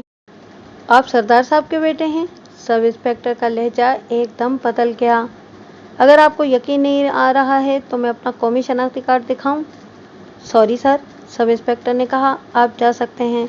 मैं तो चला जाऊंगा ऑफिसर, मैंने तंजिया लहजे में कहा। क्या आप इस डबल केबिन पिकअप का पीछा करने की जहमत करेंगे? मैं अभी इसके पीछे जाता हूँ और आगे वाली पेट्रोल कार को इतला भी दे देता हूँ। आपने गाड़ी का नंबर तो नोट नहीं किया होगा? मैंने गाड़ी का नंबर नोट किया था। रूबी ने पहली दफ़ा इस गुफ्तगू में हिस्सा लिया। फिर उसने सब इंस्पेक्टर को वो नंबर लिखवा भी दिया। पुलिस की गाड़ी फ़ौरन ही वहाँ से रवाना हो गई। मुझे तो लगता है कि ये पुलिस ऑफिसर इस वारदात के बारे में पहले से बाखबर था, मैंने कहा। ना तो इसने मुझसे ये पूछा कि फायरिंग से आपको या गाड़ी को कोई नुकसान तो नहीं पहुँचा। अगर फायरिंग हुई थी तो गोलियाँ कहाँ लगीं? वो तो मेरा नाम सुनकर बौखला गया। शायद उसे ये नहीं बताया गया होगा कि सरदार जमाल खान के बेटे पर हमला करना है। मैंने गाड़ी का रुख दोबारा कराची की तरफ मोड़ दिया और फिर हम बगैर किसी मुदाखलत के कराची पहुंच गए। मैं जब फ्रेश होकर खाने की मेज़ पर बैठा तो रूबी ने मुझसे कहा, कामी, ये हमला हम पर कौन करा सकता है?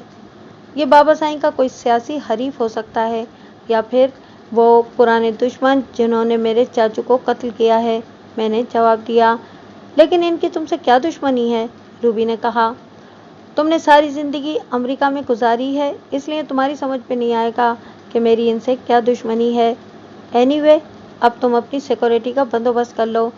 मैं भी इन घटिया सोच वाले नो दौलतियों और सियासतदानों जैसा बन जाऊं जो गार्ड्स रखना फख्र की निशानी समझते हैं?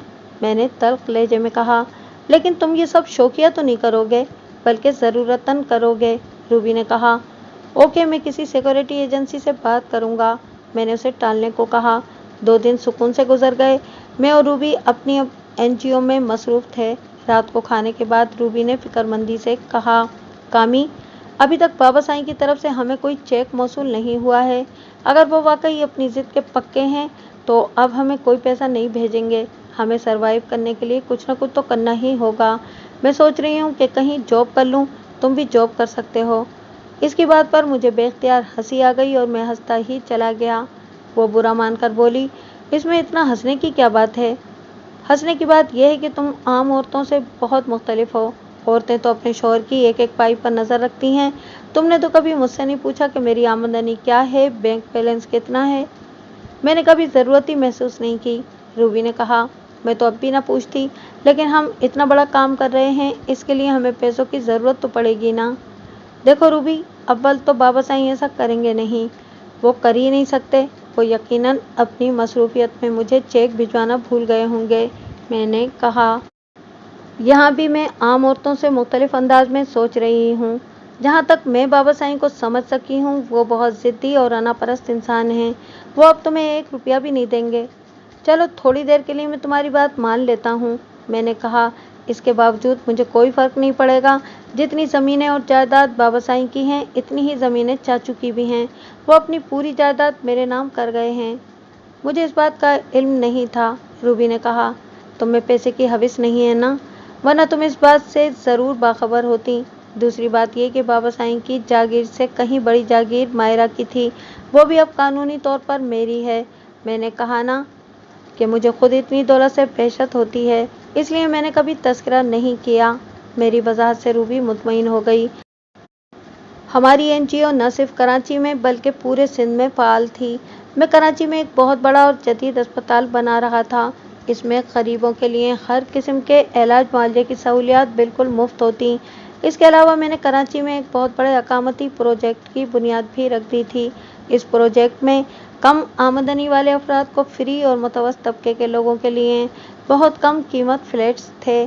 कराची और सिंध के मुख्तलिफ इलाकों में तकरीबन 50 मयारी तालीमी इदारे बनाने का मंसूबा भी था। इन स्कूलों में गरीब बच्चों के लिए तालीम, यूनिफॉर्म और किताबों की सहूलियात भी मुफ्त फराहम करने का इंतज़ाम था। मैं और रूबी इस दिन थरपारकर की तरफ जाने वाले थे। वहाँ के लोगों का बुनियादी मसला था पानी। हुकूमत ने वहाँ पानी के कुछ प्लांट्स लगाए तो थे, लेकिन इनमें से इक्का दुक्का ही काम कर रहे थे। अब 2 या 3 प्लांट तो वहाँ की आबादी की ज़रूरियात पूरी नहीं कर सकते थे। मुझे कुछ ज़रूरी काम निपटाना थे, इसलिए मैंने रूबी से कहा कि तुम पैकिंग कर लो और ज़रूरत की तमाम चीज़ें गाड़ी में रखवा देना। मैं अभी आधे घंटे में आता हूँ, तुम इस वक्त तक तैयार हो जाना। क्या हम इतने लंबे सफ़र पर अकेले ही जाएंगे? रूबी ने कहा। तुम क्या चाहती हो, मैं अपने साथ कोई फ़ौज ले लूँ? मेरा मतलब ये नहीं था। तुम परेशान मत हो, मैंने हंसकर कहा। मैंने एक सिक्योरिटी कंपनी की सर्विसेज हासिल कर ली हैं। इसके गार्ड्स हमारे साथ जाएंगे। वो लोग अभी आधे घंटे में यहाँ पहुँच जाएंगे। मैं वापस आया तो गेट पर सिक्योरिटी कंपनी का भेजा हुआ गार्ड मौजूद था। उसने मुझे फौजी अंदाज में सलाम किया और गेट खोल दिया। मैं गाड़ी से उतरकर अंदर दाखिल हुआ तो रूबी घर में मौजूद नहीं थी। मैंने सर्वर से रूबी के बारे में पूछा तो उसने बताया कि बेगम साहिबा अभी किसी ज़रूरी काम से मार्केट तक गई हैं। अकेली गई हैं? मैंने पूछा। जी साहब, सर्वर ने जवाब दिया। मुझे अजीब सी बेचैनी महसूस हो रही थी। मैंने जेब से सेल फोन निकाला और रूबी को कॉल करने लगा। दूसरी तरफ घंटी बजती रही, लेकिन उसने कॉल रिसीव नहीं की। मैं परेशान हो गया। फिर मुझे ख्याल आया कि मुमकिन है रूबी अपना सेल फोन घर में ही भूल गई हो। यही सोचकर मैं बेडरूम में आया और वहाँ की चीज़ों का जायज़ा लेने लगा। अचानक मेरे सेल फोन की घंटी बजने लगी। दूसरी तरफ रूबी थी और बहुत हवास भागता थी। क्या बात है रूबी, तुम इतनी घबराई हुई क्यों हो? कामी, अभी कुछ देर पहले बाइक पर सवार 2 लड़कों ने मेरी गाड़ी पर फायरिंग की है। मेरी जिंदगी थी कि मैं बच गई। मैंने अचानक ब्रेक लगा दिए थे, इसलिए इनकी गोलियां निशाने पर नहीं लगी। मैंने देखा कि वो आगे जाकर फिर पलटकर वापस आ रहे थे। मैं गाड़ी से बाहर निकली और भागकर एक शॉपिंग मॉल में घुस गई। तुम इस वक्त कहाँ हो? मैंने घबराकर पूछा। मैं इस वक्त क्लासिक शॉपिंग मॉल में हूँ, रूबी ने कहा। तुम वहीं ठहरो, मैं आ रहा हूँ। मैं तकरीबन भागता हुआ बाहर निकला और सिक्योरिटी गार्ड से कहा, मेरी बीवी इस वक्त खतरे में है, मेरे साथ चलें। सिक्योरिटी के चाको चौबंद नौजवान झपटकर मेरी गाड़ी में बैठे। इस वक्त तक मेरी गाड़ी गेट से बाहर निकल चुकी थी। मैं शॉपिंग मॉल के नज़दीक पहुंचा तो सड़क के किनारे मुझे रूबी की गाड़ी दिखाई दी। मैंने अपनी गाड़ी पार्किंग में छोड़ी और खुद भागता हुआ शॉपिंग मॉल में दाखिल हुआ। मैंने ये भी नहीं देखा कि सिक्योरिटी गार्ड्स मेरे पीछे आए हैं या नहीं। मुझे देखकर रूबी एक दुकान से निकल आई। वो कुछ परेशान ज़रूर थी लेकिन खौफज़दा नहीं थी। तुम ठीक तो हो रूबी? मैंने पूछा। ठीक हूँ, जभी तो तुम्हारे सामने खड़ी हूँ, रूबी खफीफ से अंदाज में मुस्कुराकर बोली। मुझे कॉल करने के साथ साथ तुम पुलिस को भी कॉल कर लेती, मैंने कहा। तुमसे पहले मैंने पुलिस को कॉल की थी लेकिन अब तक इनका कोई पता नहीं है। फिर वो चौंक कर बोली, क्या सब कुछ यहीं पूछ लेंगे? चलें घर चलें। मुझे भी पुलिस का इंतज़ार था, मैंने कहा, लेकिन अब इंतज़ार करना बेसुध है। इनके पास वही रवायती बहाने होंगे कि पुलिस वैन मौजूद नहीं थी, या अगर मौजूद थी तो ख़राब थी, या थाने में नफरी नहीं थी। चलो घर चलो। सिक्योरिटी कंपनी के चारों गार्ड्स मेरे अक़ब में मौजूद थे। मैंने एक गार्ड से कहा कि मैडम को अपने साथ घर ले जा रहा हूँ, तुम इनकी गाड़ी ले आओ। और फिर मैं इनके साथ घर आ गया। मुझे अब वाकई परेशानी शुरू हो गई थी। वो कौन लोग थे जो रूबी की जान लेना चाहते थे? रूबी की इजाज़त से किसी को क्या नुकसान पहुंच सकता था? मैंने रूबी से पूछा, तुमने हमलावरों के चेहरे देखे थे? नहीं, वो दोनों हेलमेट में थे, रूबी ने जवाब दिया। ऐसा कौन हो सकता है जिससे तुम्हारी दुश्मनी हो? मैंने खुद कलामी के अंदाज में कहा। मैंने थरपारकर का प्रोग्राम कैंसिल कर दिया था। थोड़ी देर बाद सिक्योरिटी कंपनी का सीनियर गार्ड मेरे पास आया और बोला, सर अभी अभी कैप्टन साहब ने मुझे कॉल की थी। वो मुझसे पूछ रहे थे कि तुम लोग इस वक्त कहाँ तक पहुँचे हो। कैप्टन उसका बॉस था जो अपनी सिक्योरिटी एजेंसी चला रहा था। कहाँ पहुँचे हो का क्या मतलब? मैंने उलझकर पूछा। क्या मुझे तुम्हारे बॉस से वजाहत करना पड़ेगी कि मैं कहाँ हूँ, और अगर कराची में हूँ तो क्यों हूँ? ये बात नहीं है सर, गार्ड ने जवाब दिया। वो असल में, 1 मिनट, मैंने कहा, मैं पहले तुम्हारे बॉस से बात करूँगा। ओके सर, गार्ड ने कहा। मेरे पास कैप्टन अरशद का सेल नंबर मौजूद था। मैंने सेल फ़ोन पर उसका नंबर डायल कर दिया। अस्सलाम वालेकुम, दूसरी तरफ से आवाज़ आई। कैप्टन अरशद बोल रहा हूँ। वालेकुम सलाम कैप्टन साहब, मैं कमाल बोल रहा हूँ। जी सर, मैं पहचान गया हूँ, उसने जल्दी से कहा। मुझे एक बात बताएं कैप्टन साहब, मैंने कहा।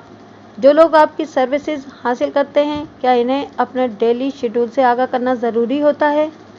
सर ज़रूरी तो नहीं होता, लेकिन हम क्लाइंट्स की बेहतरी के ख्याल से इनकी मसरूफियात से बाखबर रहते हैं। ओके, मैंने कहा। इस सूरत में मुझे आपकी सर्विसेज की ज़रूरत नहीं है। मैं आपके गार्ड्स को वापस भेज रहा हूँ। अपने ड्यूज़ के लिए मुझे बिल भेज दीजिएगा। फिर मैं गार्ड से मुखातिब हुआ, आप लोग वापस चले जाएं। ओके सर, गार्ड ने मुअद्दिब लहजे में कहा और वापस चला गया। कराची में 20 सिक्योरिटी एजेंसीज़ हैं। इनमें से कुछ तो अपनी कारकर्दगी के बायस नुमायाँ हैं। मैं अब किसी दूसरी एजेंसी की खिदमत हासिल करना चाहता था। मैं दोबारा लाउंज में आ गया। रूबी अभी तक वहीं बैठी थी। थोड़ी देर बाद सर्वर कॉफ़ी बना लाया। इस वक्त मुझे कॉफ़ी की ज़रूरत भी थी। मैंने रूबी को नहीं बताया कि मैंने सिक्योरिटी गार्ड्स को वापस भेज दिया है। मैं सोने के लिए जा चुका था और बेड पर लेटा ही था कि इतलाई घंटी बजी। मैं उठकर बैठ गया। इस वक्त कौन आ गया? रूबी ने दीवार गिर घड़ी की तरफ देखा जो 1 बजा रही थी। मैं देखता हूँ, मैंने बिस्तर से उठते हुए कहा और कमरे से बाहर निकल गया। मैं लाउंज की तरफ जा रहा था कि सर्वर आ गया और बोला, साहब, कोई साहब आपसे मिलना चाहते हैं। कौन है? तुमने नाम नहीं पूछा? पूछा था, लेकिन उन्होंने बताया नहीं। अच्छा, इन्हें ड्राइंग रूम में बिठाओ, मैं अभी आता हूँ। मैं इस वक्त टी शर्ट और ट्राउज़र में था। मैंने कपड़े बदलने के बजाय इन पर सिर्फ नाइट गाउन पहन लिया। कौन है कामी? मेरा एक दोस्त है, मैंने कहा, मैं नहीं चाहता था कि रूबी किसी अजनबी की आमद के बारे में सुने और तजस्सुस में मुब्तला होकर मेरे पीछे दौड़ी आए। मैं ड्राइंग रूम में दाखिल हुआ तो आने वाला मेरी तरफ पुश्त किए दीवार पर लगी हुई बेशकीमत पेंटिंग का जायजा ले रहा था। जी फरमाइए, मैंने कहा। अजनबी ने मुड़कर देखा तो मुझे हैरत का शदीद धचका लगा। वो दिलावर था, वही दिलावर जिसने पैसे लेकर शाजी को कत्ल किया था। मैं आगे बढ़कर इसके गले लग गया। वो भी बहुत गर्मजोशी से मिला। ये सिर्फ तुम्हारे दोस्त नहीं हैं। पीछे से रूबी की आवाज़ आई तो मैं चौंक कर उसे देखने लगा। उसने दिलावर को सलाम किया और मेरे बराबर में बैठ गई। हाँ दिलावर भाई, अब बताओ कैसे हो और कहाँ रहे इतने दिनों? इसी वक्त सर्वर काफ़ी, बिस्किट, ड्राई फ्रूट्स वगैरह लेकर आ गया। दिलावर काफ़ी पीते हुए कुछ सोचता रहा और फिर अचानक बोला, यार तूने तो हम लोग को ये भी नहीं बताया था कि तू इतने बड़े बाप का बेटा है। बड़े बाप का बेटा होना मेरे लिए कोई फ़ख्र की बात नहीं है। बात तो जब है कि आदमी खुद बड़ा हो और लोग उसे अच्छे नाम से याद करें। अभी अगर तुम माइंड ना करे तो हम एक बात बोले। अरे दिलावर भाई, मैं तुम्हारी किसी बात का बुरा नहीं मानूंगा, बोलो। बात बहुत कड़वा है पर सच है, दिलावर ने अजीब से लहजे में कहा। अब बोल भी चुको, मैंने हंसकर कहा। तुम्हारा बाप जितना बड़ा आदमी है इससे भी ज़्यादा 100% घटिया और कमीना आदमी है, दिलावर ने संजीदगी से कहा। वाट, तुम होश में तो हो? ये क्या बकवास कर रहे हो? मैं झपट कर खड़ा हो गया और मैंने ड्रेसिंग गाउन की जेब में हाथ डालकर गन निकाल ली। तुम मेरी ही छत के नीचे बैठकर मेरे बाप को गालियां दे रहे हो? मुझसे माफ़ी मांगो और यहाँ से दफ़ा हो जाओ, वरना मैं तुम्हें जिंदा नहीं छोड़ूंगा। दिलावर इसी तरह बेखौफी से बैठा रहा और बोला, कमाल साहब, सच्चाई बहुत कड़वी होती है। मैंने इसीलिए कहा था कि शट अप, मैंने चीख कर कहा और अपनी गन लोड कर ली। ज़्यादा जोश में मत आओ कमाल साहब, मैं अभी प्रूफ दे दूंगा अपनी बात का, उसने कहा और जेब से सेल फोन निकाल लिया। तुम चाहे जिसको भी टेलीफोन करो, लेकिन मैं तुम्हें जिंदा नहीं जाने दूंगा, मैंने बिफर कर कहा। दिलावर इस दौरान में नंबर मिला चुका था और उसने शायद सेल फोन का स्पीकर ऑन कर दिया था। हाँ, अब क्या है? दूसरी तरफ से बाबा साईं की आवाज़ आई तो मैं सन्नाटे में रह गया। दिलावर ने होठों पर उंगली रखकर मुझे और रूबी को खामोश रहने का इशारा किया और फिर बोला, साहब काम तो हुआ है लेकिन हम लोग से एक मिस्टेक हो गया। तुम हमेशा मिस्टेक करते हो दिलावर, अगर रूबी जिंदा बच गई तो मैं तुम्हें एक पाई भी नहीं दूंगा। बात ये नहीं है साहब, हमने रूबी पर फायर किया था लेकिन आपका बेटा एकदम सामने आ गया, गोली उसके सीने में लग गया था। लेकिन उल्लू के पट्टे, इसे हर कीमत पर हलाक करना है। कमाल के मरने के बाद तो इसकी पूरी जायदाद रूबी को मिल जाएगी। मैं तुझे 10 लाख के बजाय 20 लाख रुपए दूंगा, तू किसी तरह रूबी को मार दे। आपने पूरी बात नहीं सुना साहब, हमने रूबी को पकड़ लिया है, वो इस वक्त हमारे कब्जे में है। तो उसे मारा क्यों नहीं? नहीं साहब, पहले हमें पूरा केस चाहिए, दिलावर ने कहा। आपने शाजी को कत्ल कराया तो हमें पूरा पैसा नहीं दिया, फिर अपने भाई को कत्ल कराया, उसका पैसा भी पूरा नहीं दिया। मायरा और उसकी माँ को कत्ल कराया, वो पैसा भी अभी तक फंसा हुआ है। अभी हम लोग तुम्हारी बात का कैसा यकीन करें साहब? मैं तेरी एक एक पाई चुका दूंगा, तू रूबी को मार दे। रूबी आपसे बात करना चाहता है साहब, आप यहाँ आकर इससे बात कर लो और हमारा पैसा भी लेते आओ, कैश लाना। हम लोग जानता है कि आप भी इधर कराची में हो, वापस नहीं गया हो। जल्दी आओ, हम लोग तुम्हारा इंतज़ार कर रहा है। तू क्या पागल हो गया है? बाबा साईं ठाड़े। जल्दी आओ साहब, वरना ये रूबी हमसे डील करना चाहता है। आपकी तरफ हमारा जितना पैसा निकलता है ये हमें देने को तैयार है। अगर तुम आधे घंटे के अंदर यहाँ नहीं पहुँचे तो हम रूबी को लेकर चला जाएगा। अच्छा बकवास बंद कर, मैं आ रहा हूँ। कैश लेकर आना साहब, और कोई होशियारी मत दिखाना। इस बंगले के चारों तरफ हम लोग का आदमी मौजूद है, उसने सिलसिला मुनक़ते कर दिया। मेरे जहन में आंधियाँ सी चल रही थीं, हाथ पैर शल हो रहे थे और मैं यकीन करने को तैयार नहीं था कि अभी मैंने जो कुछ सुना वो बाबा साईं ने खुद कहा है। वो दौलत के लिए इतने गिर गए थे कि उन्होंने अपने ही सगे भाई को कत्ल करवा दिया। शाजी को भी उन्होंने कत्ल करा दिया था। मायरा और उसकी माँ के खून से भी उनके हाथ रंगीन थे, सिर्फ दौलत की खातिर। अब वो रूबी को भी कत्ल कराना चाहते थे। वो दौलत की हविस में इतने अंधे हो गए थे कि इन्हें मेरी मौत का भी अफसोस नहीं था। इन्हें फिक्र थी तो बस ये कि रूबी मर जाए, वरना मेरे हिस्से की पूरी जायदाद की वारिस वही होगी। ऐसी भी क्या दौलत की हविस कि इंसान अपने प्यारों को मौत के घाट उतार दे, लेकिन इनके लिए हम प्यारे थे ही नहीं, दौलत प्यारी थी। अचानक मुझे बाबा साईं से शदीद नफरत महसूस हुई। तुम्हारे बाप ने मुझे रूबी को मारने का एडवांस दिया था, 5 लाख रुपया, बाकी 15 लाख काम होने के बाद मिलता। मैं औरतों पर हाथ नहीं उठाता।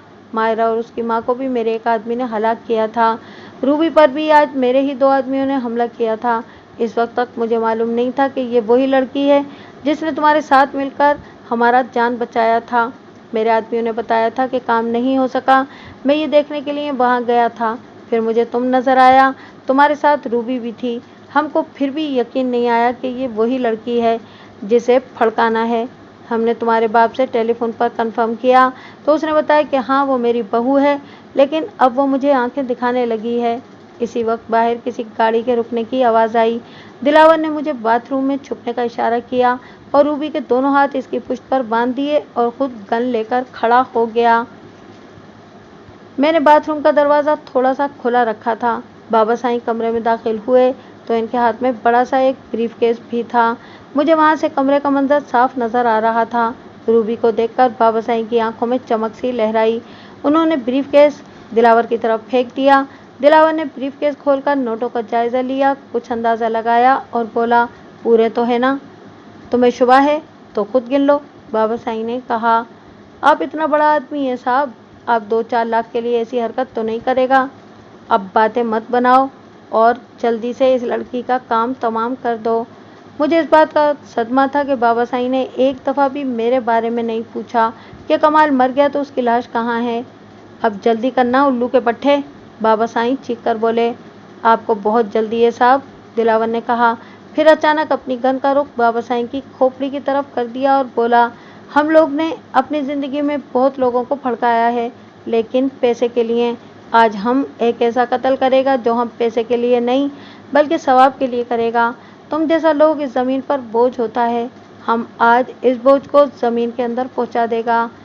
दिलावर, बाबा साईं चीखे। इनकी आवाज़ खौफ से लरज रही थी। तू पागल हो गया है? हाँ, शायद हम पागल हो गया है। कलमा पढ़ लो साहब, वो जहरीले लहजे में बोला। पर तुमको कलमा भी कब याद होगा, जाओ गर्क हो जाओ। ये कहकर उसने अपनी गन से 2 फायर किए, लेकिन इसका पहला फायर ही काफ़ी था। वो बाबा साईं की पेशानी के ऐन वस्त में लगा था। दूसरा फायर उसने बाबा साईं के सीने पर दिल के मकाम पर किया। फिर उसने गन फेंक दी और बोला, कमाल साहब, अभी तुम पुलिस को बुला लो, हमने आज अपना आखिरी टारगेट भी पूरा कर लिया। चंद लम्हों की इस कार्रवाई ने मुझे अपनी जगह गुमसुम कर दिया था। सदमे, दुख और तकलीफ ने तकरीबन मार डाला था।